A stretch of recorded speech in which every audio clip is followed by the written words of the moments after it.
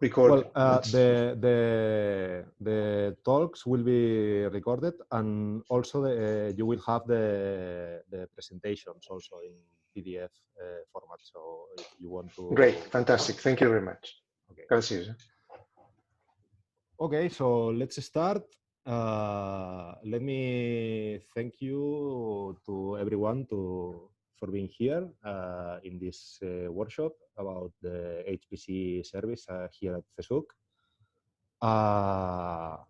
Along the different talks of the day, we will present you the HPC service at CESUC and how to obtain the maximum performance of our machines. So let's start.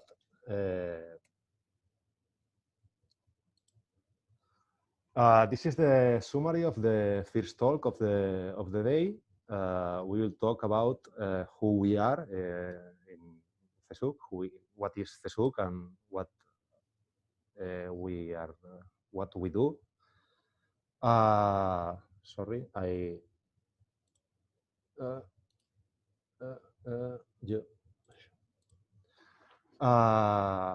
after that, we will talk about a little about scientific computing at CESUC.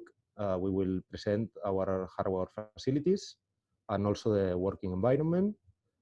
And finally, we will talk a bit about the development environment that we have here at CESUC and how to access to our service if you are interested in working with us.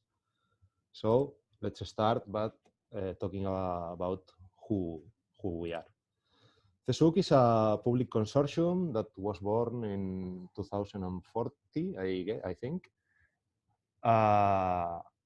It was born from the join between two different public consortiums. One was CESCA, that was the Supercomputing Center of Catalonia, and the other one was CEBUC, that was a consortium that provided library services for universities and this.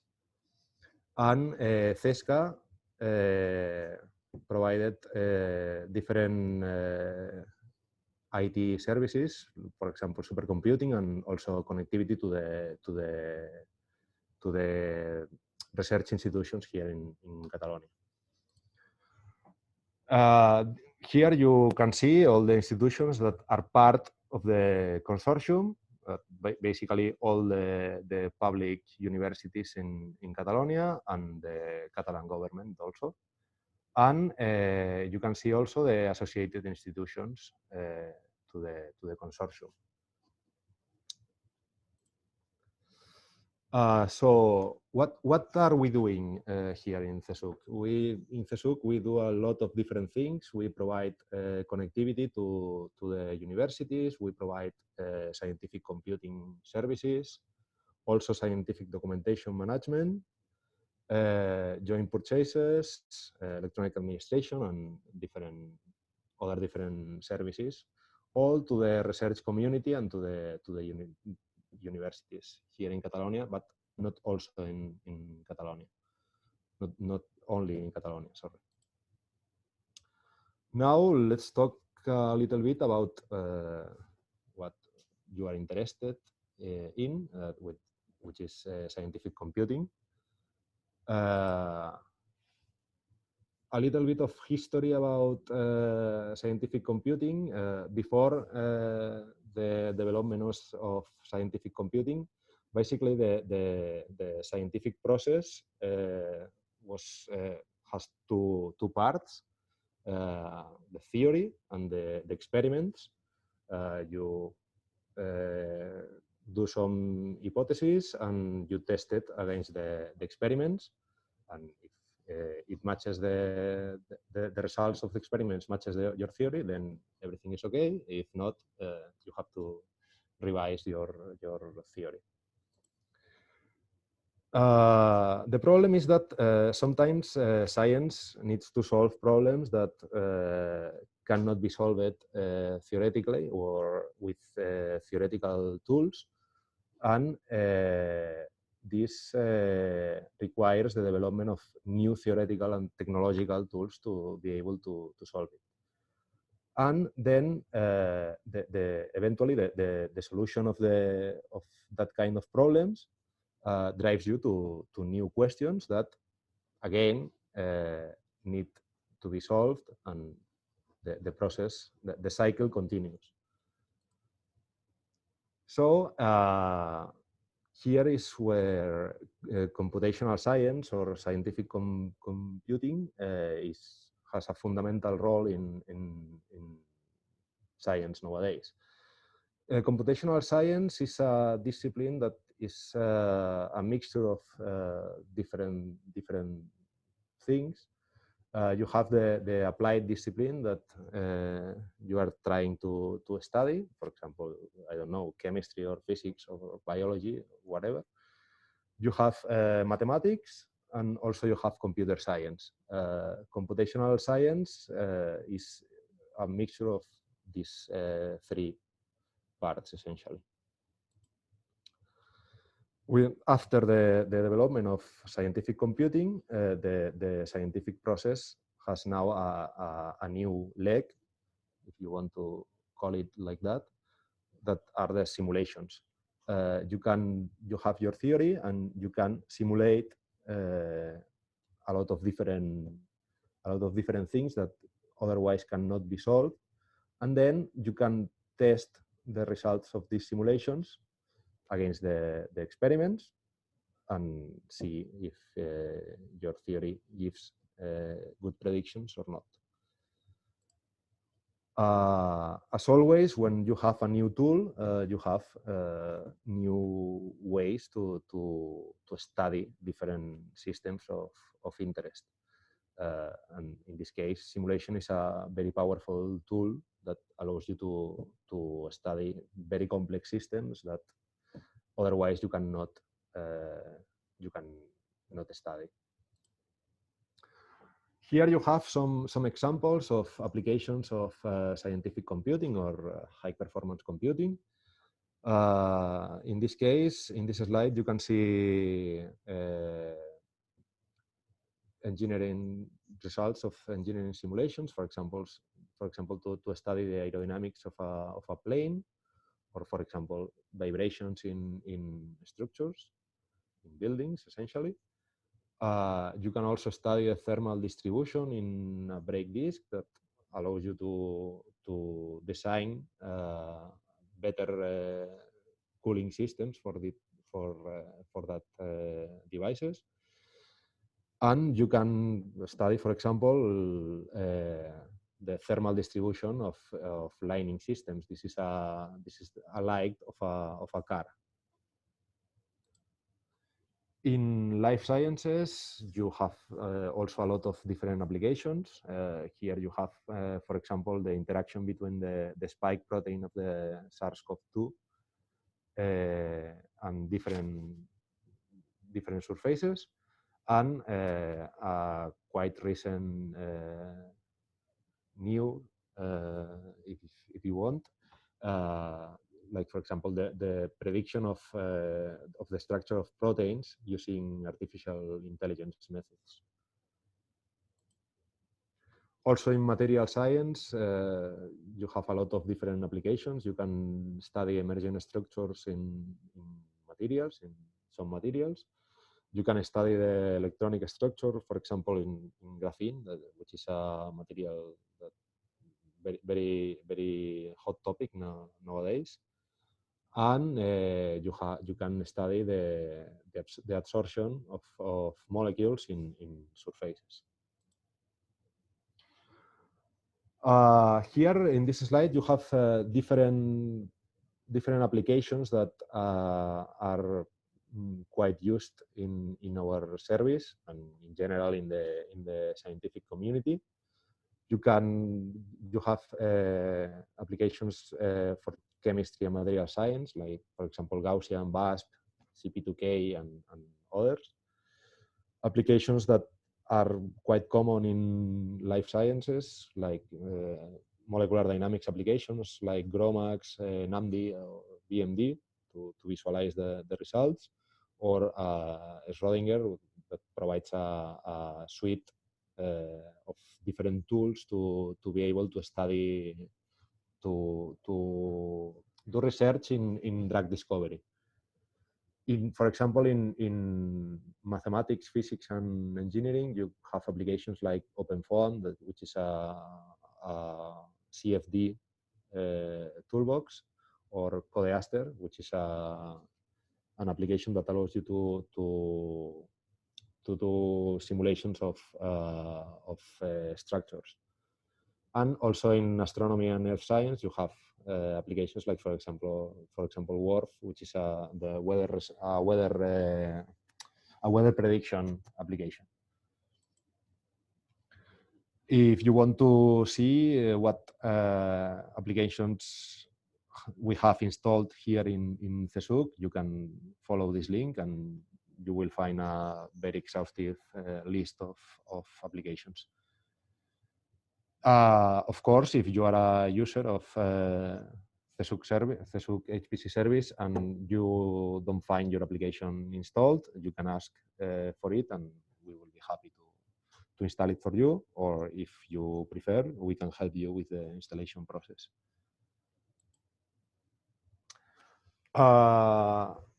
This slide will present an European initiative, which is EuroCC, which is a project that wants to establish a network of national competence center basically in computing technologies that can be applied to research, like, for example, HPC, HPDA, or AI, basically for high performance computing, high performance data analytics, and artificial intelligence. And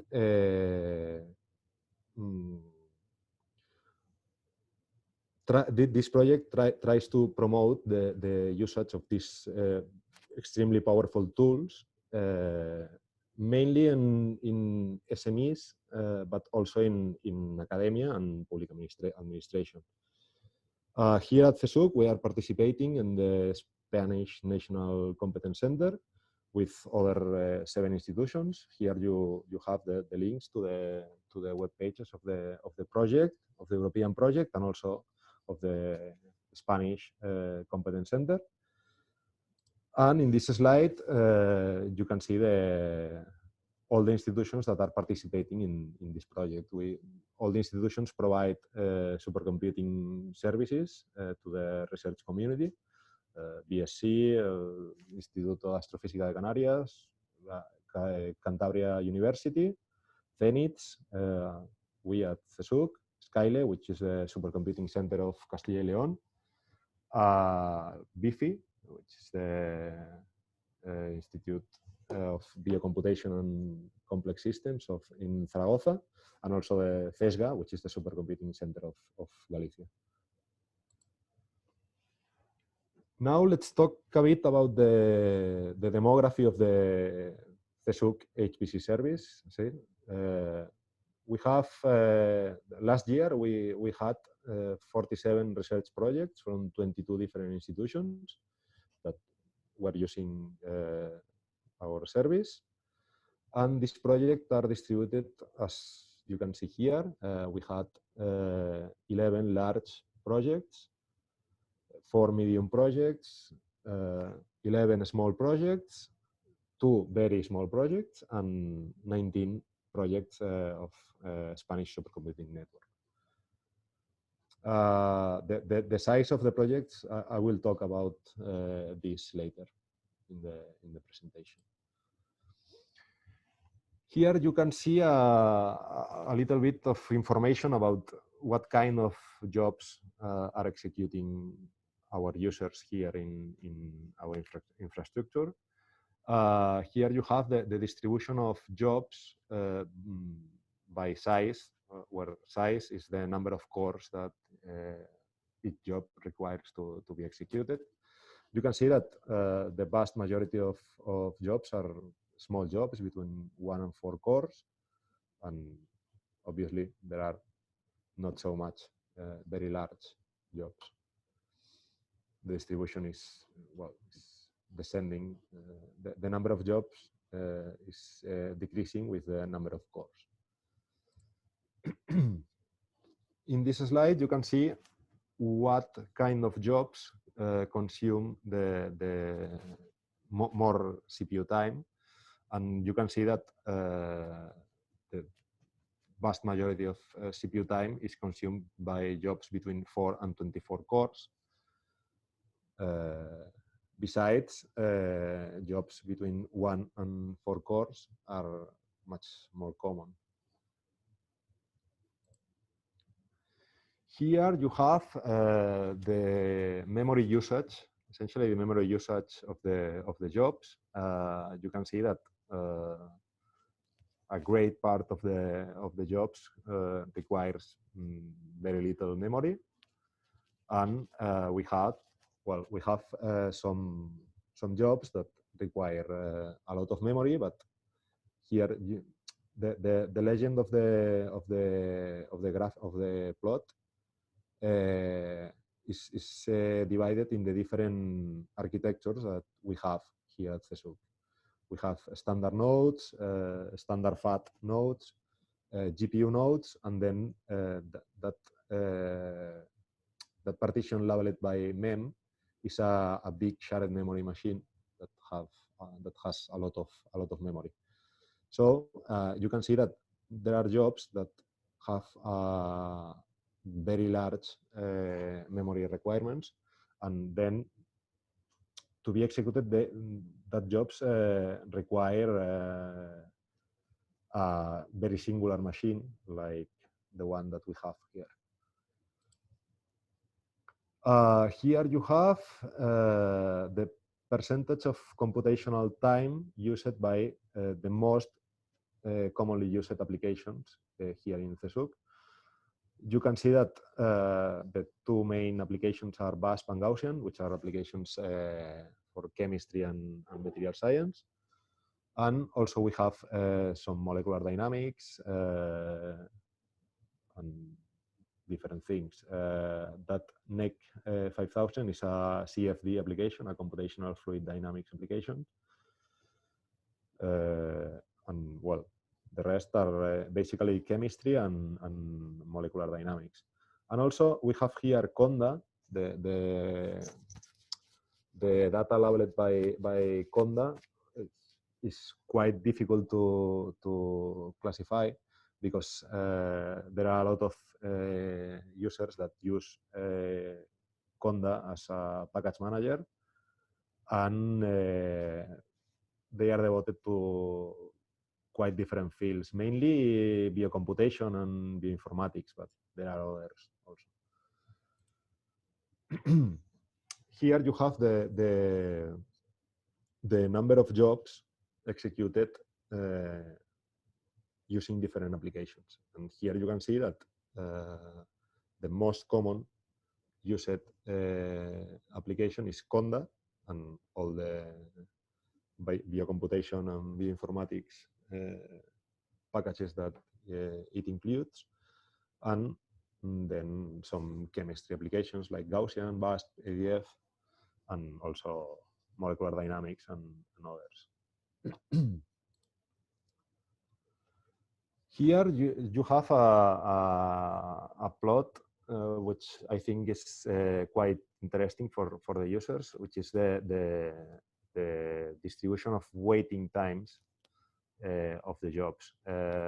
Waiting time means the time that the job will spend in the queue waiting to resources to be executed. There are two columns because we have two priorities in our queue system. We have the normal priority and the low priority, which obviously is the priority of jobs with low priority is obviously low. But you can see something that quite seems a little bit strange. That is that in general, low priority jobs spend less time waiting than normal priority jobs. This is because usually low priority jobs have lower hardware requirements, and then it is easier for the job scheduler to find resources to execute it. But apart from that point, you can see that almost the 80 or 90% of the jobs are executed in less than 2 days in queue. It depends of course, it depends on the requirements of the jobs. This doesn't mean that if you send a job, we'll spend less than 1 day in queue. It depends on what are you asking for. And here you have the waiting time stratified by the number of cores of the jobs. You can see the legend of the plot are jobs between 1 and 4, 4 and 24, 24 and 48 cores, and so on. You can see that in general, larger jobs tend to be more time, to spend more time waiting than smaller jobs. This is not completely exact because you can see that there are jobs between 1 and 4 cores that are waiting a long time, but this is because there are a lot of small jobs, and the scheduler in general assigns a lower priority to small jobs than bigger jobs. Now let me talk a little bit about the hardware facilities that we have for our users here at CESUC. We have two machines. We have Canigo, which is a big shared memory machine. In fact, they are 2 shared memory machines, each of them with 192 cores and 4.5 terabytes of memory. And then we have Pirineus, which is an heterogeneous cluster where you can find standard nodes, standard FAT nodes, which are the same standard nodes, but with more memory. And you also have 4 nodes with 2 GPU each and 4 Intel KNL nodes. If you want more information about the hardware, you can find it in the link below. Canigo, as I told you, is a pair of shared memory machines with peak performance of almost 17 teraflops per node, and they have a frequency of 2.7 gigahertz and 4.6 terabytes of memory, and each node has 20 terabytes of disk storage. In Pirineus 2, as I told you, you can find 4 nodes with 2 GPU each. The CPUs of all the nodes of the cluster are the same, are CPUs of 24 cores. Each node has 2 CPUs. And in general, all the nodes have 192 gigabytes of memory, and the GPUs has a peak performance of 4.7 teraflops. You have also the KNL nodes, which are nodes with only 1 CPU, but that CPU has 68 cores and 4 hardware threads per core at a frequency of 1.5 gigahertz. That nodes have a little bit more memory, 384 gigabytes, and will give a performance of 3.5 teraflops per node.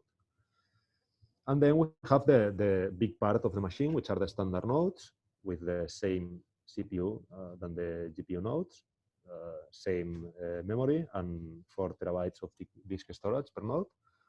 And then we have the high memory nodes or FAT nodes, which are 6 nodes of the cluster that have double the memory of the standard nodes, which gives you 8 GB per core. Then we have the high performance Scratch system based on BGFS, which is a parallel file system. Here you have 180 terabytes of total space available for the users.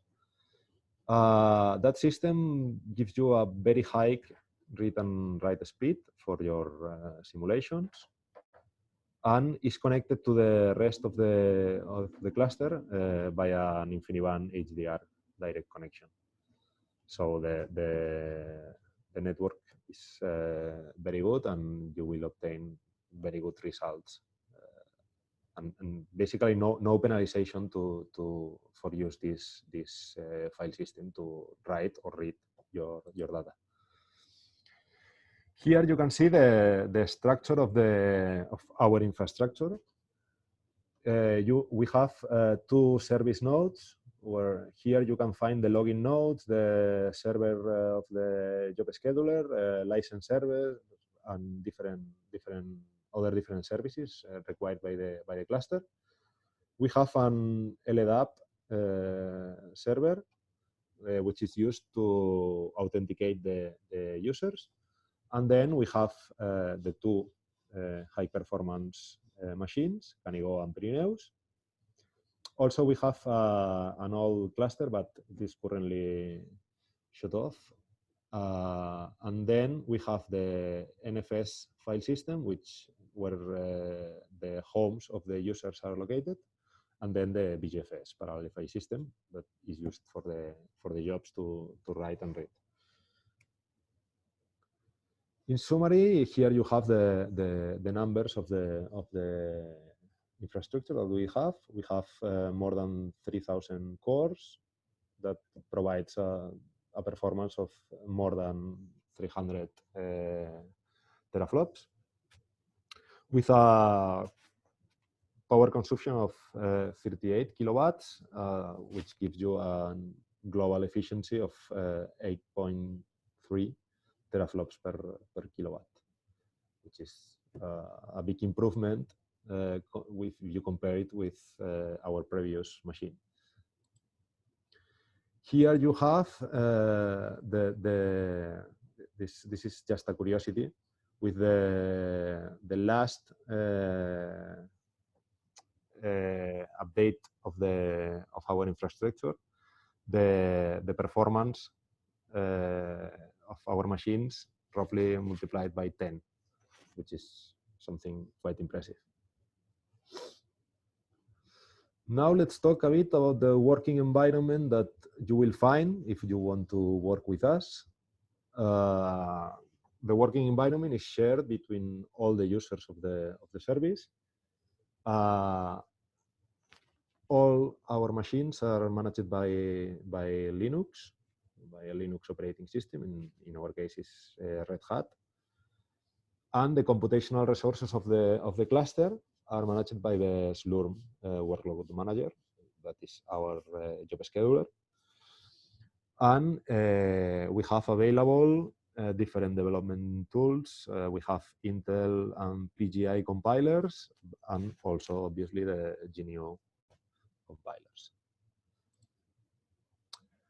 The batch manager that we are using, which as I told you is Slurm, manages the computational resources in order to have an optimal distribution between all the jobs that are sent to the machines to be executed. And Slurm assigns different priorities to each job depending on a lot of factors, but the main goal of the system, of the scheduler, is what you can see in this figure here, which is to be able to obtain the maximum performance and don't waste computational resources while trying to execute as much jobs as possible in the less time possible. After the coffee, you will have a talk about Slurm with a lot of information about the Slurm. So I will stop here talking about Slurm. In this slide, you can see the different storage units that you have as a user. You have the home directory, or which have a quota, a maximum space available per group. These numbers are per group, which depends on the project, that on the category of your project. In this storage unit, you don't have any time limit to store your files. So if you let a file in this unit, it will stay here basically forever. And we also do regular backups of this storage. Then you have the Scratch volume, which has a maximum space per group of 1 terabyte. This is a lower bound, let's say a lower bound. If you need more space, in principle, there is no problem, because there are a lot of users that don't use this terabyte, and then there are other users that can take profit of that fact. The time limit of the files is 30 days. This means that non-accessed files can be removed after 30 days, and there is no backup of this storage. Then you have the Scratch /user/tmp directory, which is where the outputs of your jobs will go, and it's the same limit, 1 terabyte, because it is in the same directory. But these files can be removed and are removed after 7 days. So if you need that information, you have to copy it to a different directory, and there is also no backup of this directory. And then we have the local disks of the compute nodes. That there is no quota here. The only limit is the disk capacity. These files are only available from the node where they are, and after the execution of the job, these files are removed and copied to the Scratch/user/tmp directory. So when the job finishes, there are no files in these directories. Now let's talk about the different architectures that we have. We have 5 partitions available for the users. Each one each partition corresponds to a different architecture. We have a standard partition, standard FAT, GPU, KNL, and MEM partitions. And that partitions are available to all the users except the users from the Spanish supercomputing network that are restricted to their own partitions. Also, as normal users of our service, you cannot access the partitions of the rest users. As I told you in the talk about the scheduler, you will hear more about this.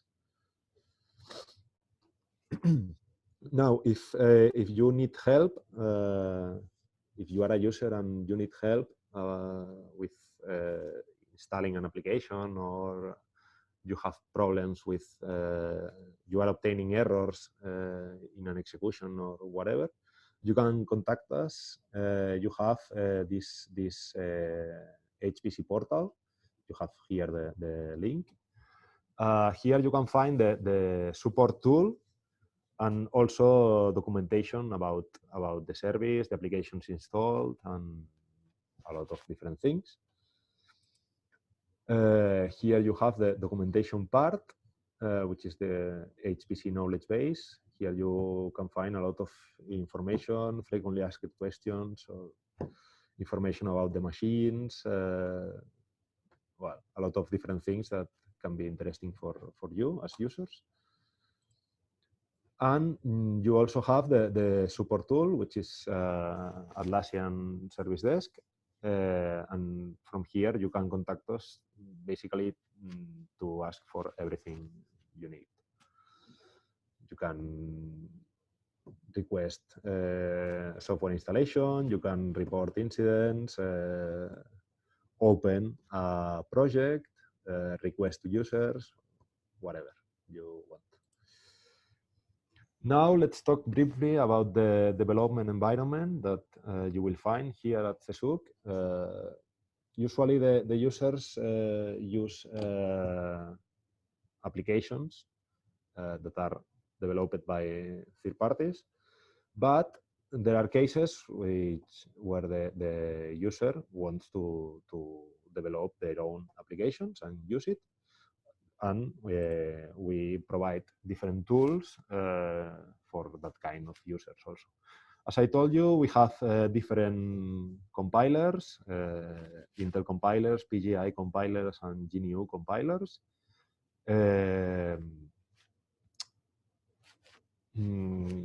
Basically, we have compilers for C, C++, Fortran, whatever you need, whatever it's commonly used in scientific computing. We have also a wide variety of MPI libraries. We have OpenMPI, Intel MPI, MPeach, MVAPeach, which are different implementations of that message passing interface libraries. And we have also mathematical libraries and then different tools, like, for example, Intel Advisor, BTune, ITAC, Intel Inspector, Scalaska, well, a wide variety of debuggers and performance analyzers and all this. And of course, if you need anything that is not installed, let us know and we will try to help you as much as we can. And finally, I will talk about how can you access to our services. If you are not granted with a REST project or you are not interested in applying for it, you can work with us following this link. You can find more information. And in general, these are the prices to work with us. We have different categories of projects, basically classified by the amount of computational time that you see are essentially equivalent to CPU time in hours. So you can buy a pack of 500,000 hours to 150,000 hours and so on. And if you don't have enough resources with that, you can buy additional computational time, and here you have the prices. And also, if you are an academic group from a Catalan research institution, you have a discount of 10% provided by the Direcció General de Recerca. Now, some considerations about the accounting of HPC resources. There are some special cases. for example, the GPU partition, if you are interested in using the GPU nodes, when you send a job to a GPU node, you have to allocate a full socket at minimum, which means that if your job only requires one core to be executed and the GPU, the system will allocate for you 24 cores, and this allocation consumes 24 more CPU time than the one that you require in principle. But this is something that is imposed by the fact that we don't want two different jobs sharing the GPU, and because the performance will be quite bad, and for this reason we force that 24 core allocations. Also, if you want to use the KNL nodes, you need to allocate the full node for the same reasons than in GPUs. And also there is some consideration about the memory requirements of your jobs. Each partition has an associated default memory per core, and if you need more, you should ask for it in the job script, and then the system will assign more cores to your job with its associated memory. So if you ask for 4 cores, but you need more memory than the default memory of 4 cores, the scheduler will allocate more cores, more than 4 cores, for your job.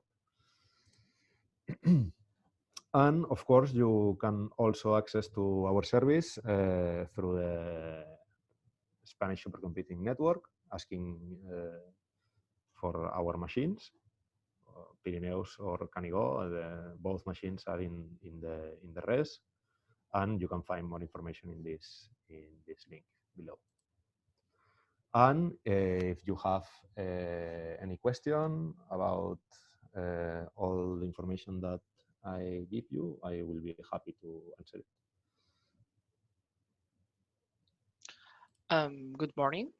I have a question. Yeah. When you are talking about the computational units, I'm a newbie. So if I took that understanding, I divide by 24, and after by 365, 8,000 euros leads to 53 years of computational time. I think that's something I have misunderstood. No, but computational time is the CPU time. So if you use 4 cores for 4 hours, you are consuming 16 computational hours. Okay. So if you are using 1,000 cores for 1 hour, you are using 1,000 computational hours. And another question related to Slurm. If the process for some reason is waiting for resources, is it are these compute units also compute or not? No, this you only spend computational units when your job is working. If it is waiting, there is no consumption. Okay, thank you. Any other question?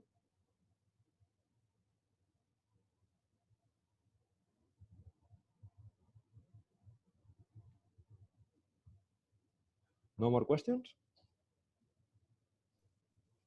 Just a question. One moment.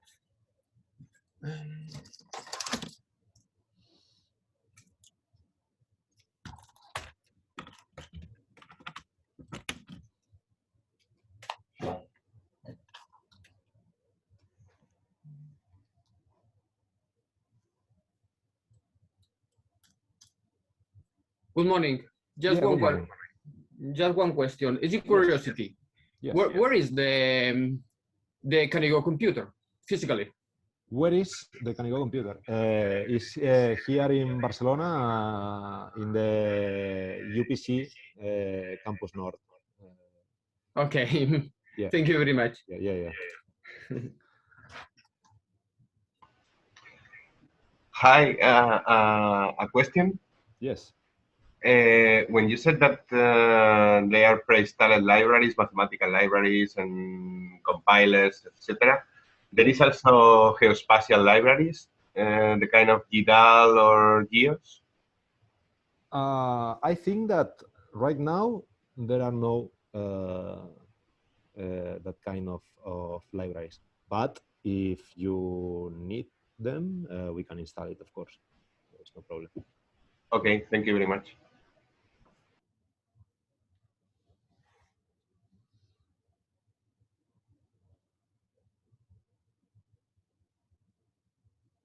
Any other question?